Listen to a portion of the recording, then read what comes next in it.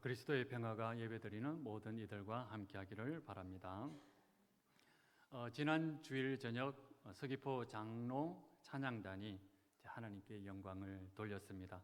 우리 교우들도 함께 은혜를 나눌 수 있어서 정말 귀한 자리였습니다. 함께한 모든 분들에게 감사를 드립니다. 사회를 보시는 분이 시를 하나 인용하면서 진행을 했습니다. 우리가 잘 아는 풀꽃이라는 시입니다. 자세히 보아야 예쁘다. 오래 보아야 사랑스럽다. 너도 그렇다. 사회자의 낭낭한 목소리가 시에 몰입하도록 만들어 주었습니다. 이 시를 가만히 듣고 있는데 제 가슴 속에 이런 생각이 지나갔습니다. 나는 토평교회 성도들을 처음 봤을 때 자세히 보지 않아도 오래 생각하지 않아도 예쁘고 사랑스러웠는데 왜 시인은 그렇게 노래했을까? 진짜 예쁜 것은 오래 볼 필요가 없는데 라는 생각이 들었습니다. 시인이 자신의 딸을 생각하면서 혹은 초등학생, 학생들을 생각하면서 이 시를 적었다라고 들었습니다. 그 시인에게는 미안하지만 자신의 아들과 딸을 보면서 그렇게 오래 보고 그렇게 생각해 보아야만 이쁘고 사랑스러운 것은 아닙니다. 보자마자 이쁘고 사랑스러운 것이 자신의 자녀들입니다. 마음이 문제겠지요. 오래 살다 보면 시력이 나빠져서 눈에 초점을 맞추는데 시간이 오래 필요합니다. 눈에 먼지가 앉다 보면 인공 눈물을 넣을 시간이 필요하고 또 때로는 눈을 수술해서 회복할 시간이 필요합니다. 그러면서 저는 생각했습니다. 세월이 가도 간직하고 있어야 될 것은 무엇일까? 시간이 흘러도 우리 성도들이 마음속에 지키고 있어야 될 것은 무엇일까?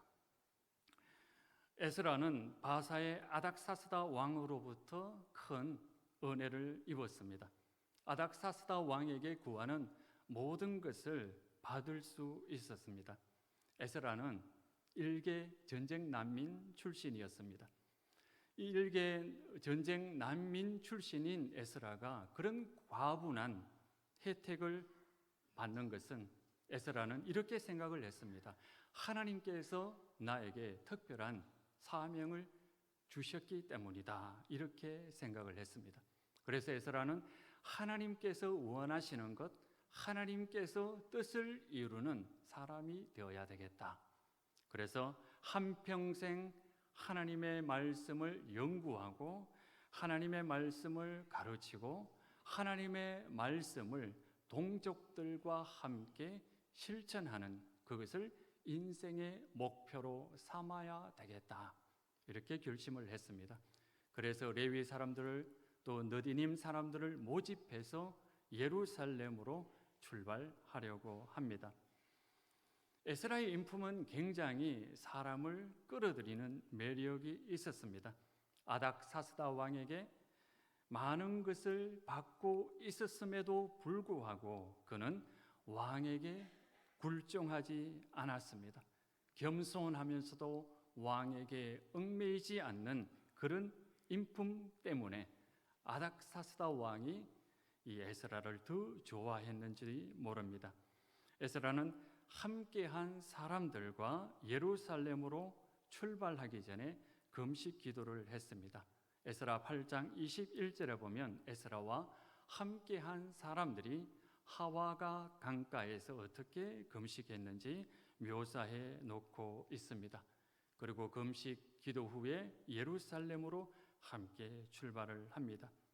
모든 살림살이를 지고 이고 걸어가는 그 길이 쉽지는 않았습니다.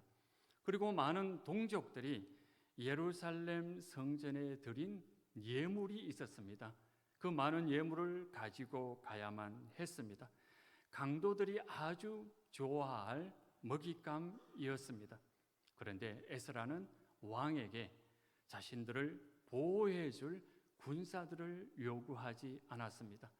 자신들은 하나님을 위하여 일하는 것이기 때문에 하나님께 금식 기도하며 담대히 나간다면 하나님께서 지켜주실 것이라는 것을 믿었습니다. 그래서 수리아를 거쳐서 1500km를 석 달 반 만에 석 달 반이 걸려서 예루살렘에 도착을 합니다. 예루살렘에 도착한 에스라는 관원들과 총독들에게 왕의 조서를 전달해 줍니다. 그리고 며칠이 흘렀습니다. 며칠 후에 예루살렘에 있는 지도자들이 에스라를 방문했습니다. 에스라 선생님, 상의할 것이 있습니다. 사실은 우리 백성 중에 몇 명이 이 주변에 있는 이방 민족들과 함께 사돈을 맺었습니다. 그 사람들과 함께 혼인을 맺었습니다.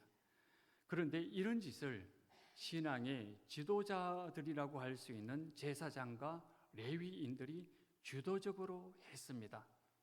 이 이야기를 들은 에스라는 깜짝 놀랐습니다. 아니, 거룩한 백성인 우리가 어떻게 이방 여인을 맞이하고 그들의 우상을 섬길 수 있단 말인가?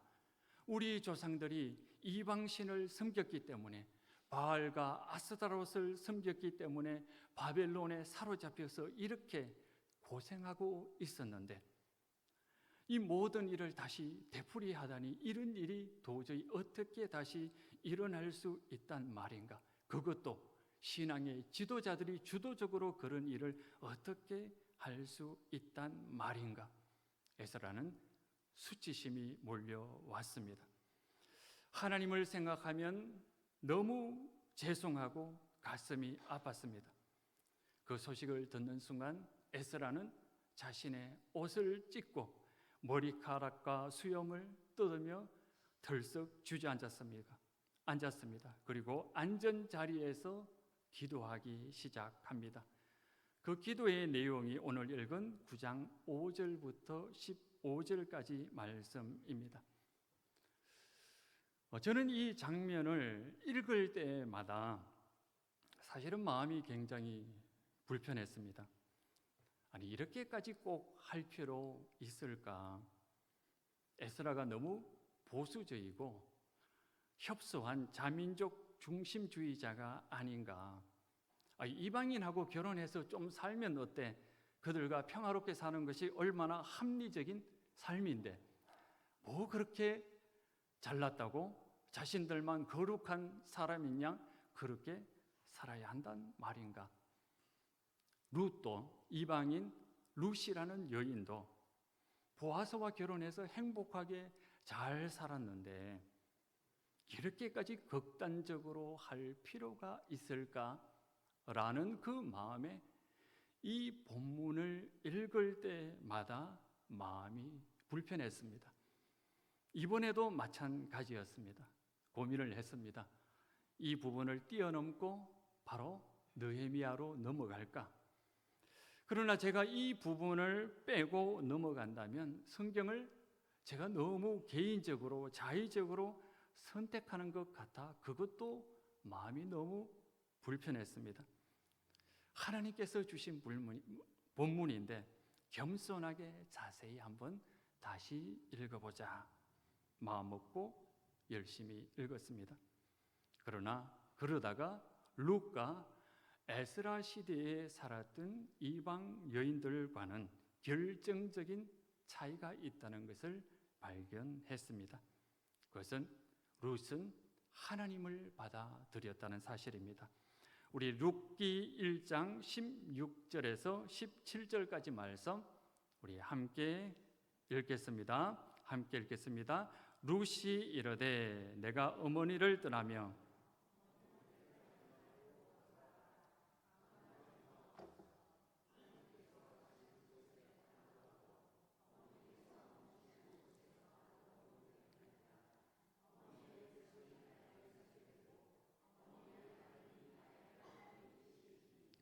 어머니께서 죽으시는 곳에서 나도 죽어 거기 묻힐 것이라.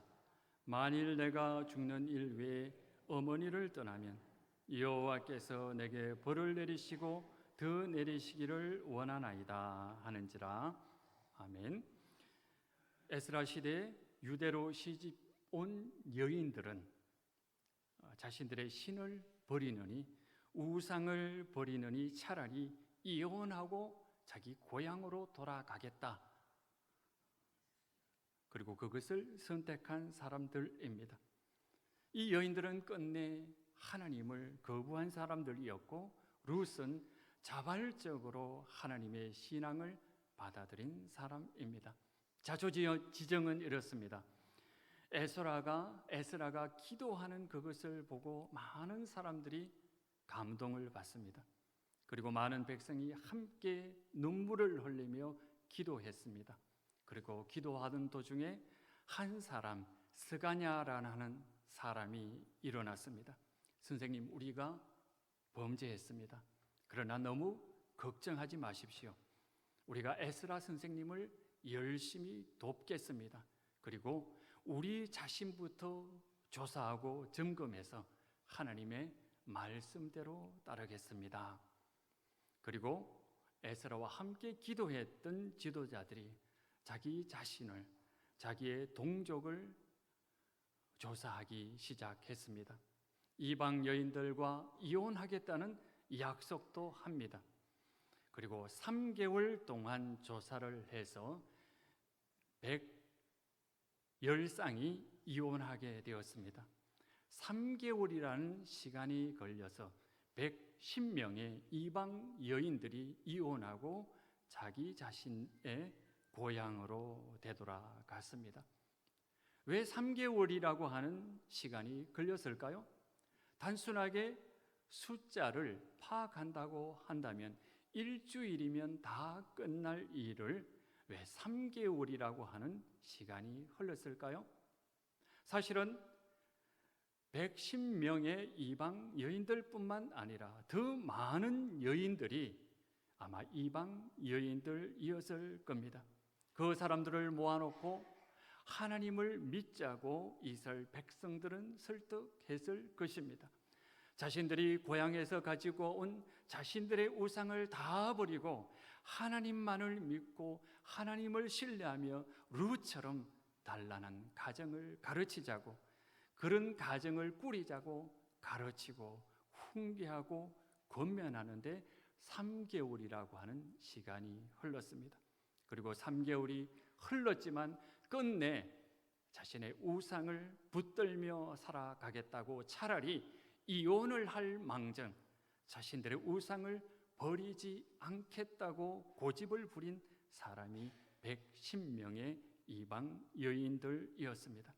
그들은 자신들의 고향으로 되돌아갔습니다. 여기서 우리는 에스라가 꼭 간직하고 싶었던 한 가지 소원이 무엇인지 알게 됩니다. 그것은 하나님을 믿는 순수한 신앙을 간직하고 싶었습니다. 에스라는 자기가 누리고 있는 이 아닥사스다 왕의 은혜가 얼마나 취약한지 알고 있었습니다. 제도적으로 뒷받침할 수도 없는 그런 은혜였고 그런 혜택이었습니다. 아닥사스다 왕이 한순간에 마음을 바꾸어 먹으면 이슬처럼 사라지는 것이 바로 왕이 주는 혜택이었습니다. 이 돌아온 유대 공동체도 마찬가지입니다. 그들이 안전한 것 같지만 그들의 안전도 매우 취약했습니다. 에스라는 하나님을 믿고 의지하는 순수한 신앙을 간직하고 싶었습니다. 예루살렘으로 돌아온 지 80년에서 100년이라는 세월이 흘러서 이제 공동체를 이루고 살아가고 있지만 그것이 얼마나 연약한지는 에스라 9장 9절을 읽어보면 알 수가 있습니다. 우리 9장 9절을 함께 읽겠습니다.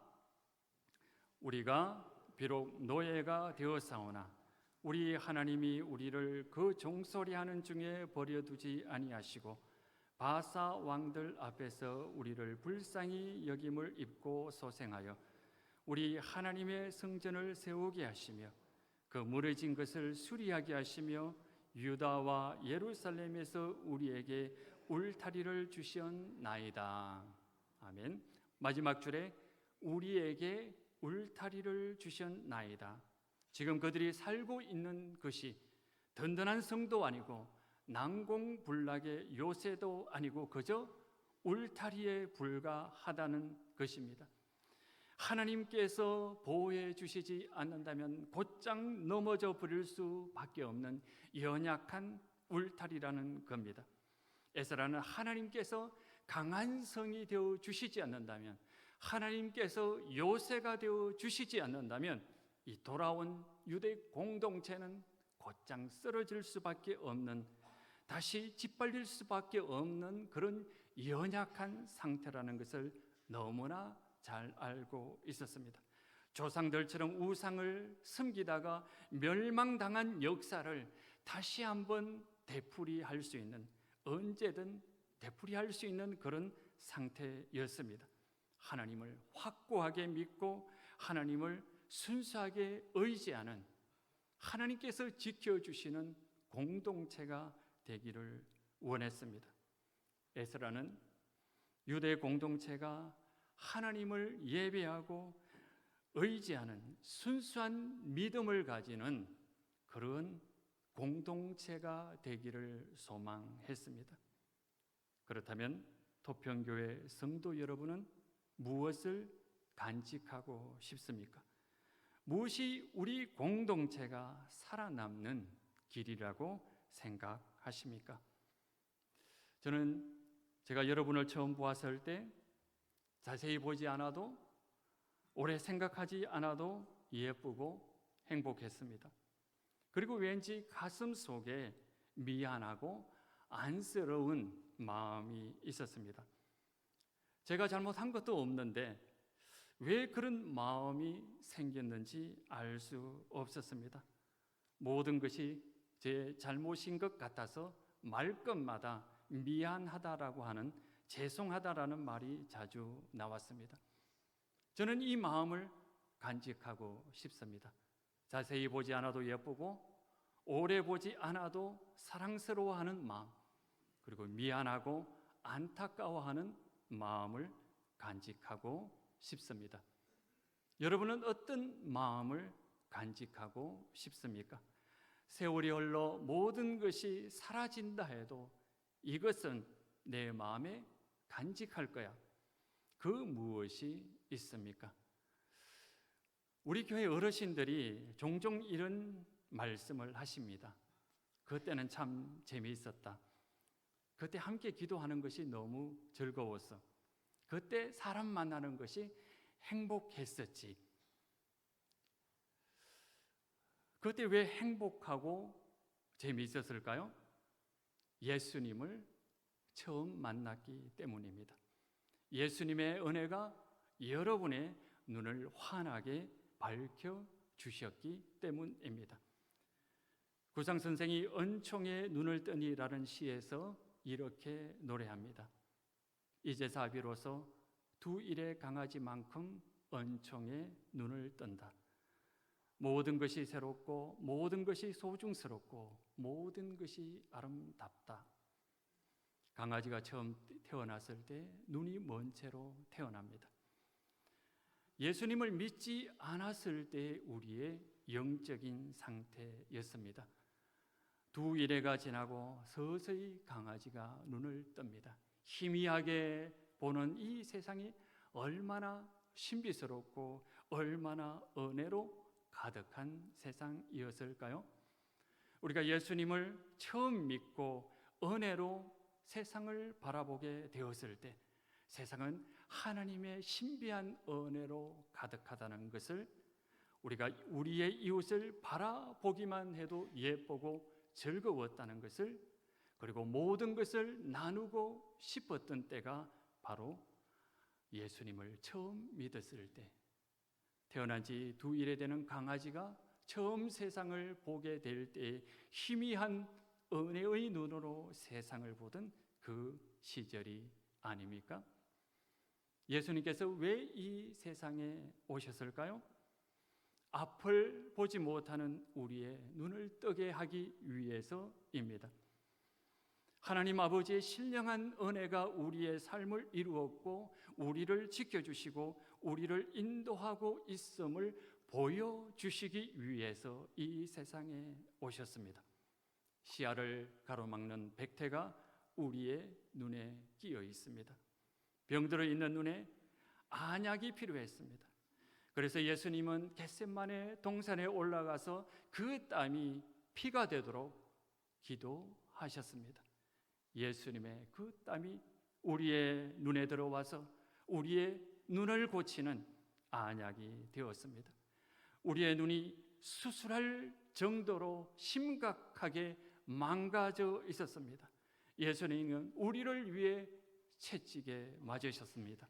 예수님은 우리를 위해 칼에 찔리셨습니다. 예수님께서 맞으신 그 채찍과 찔리신 창이 우리의 눈을 수술하는 도구입니다.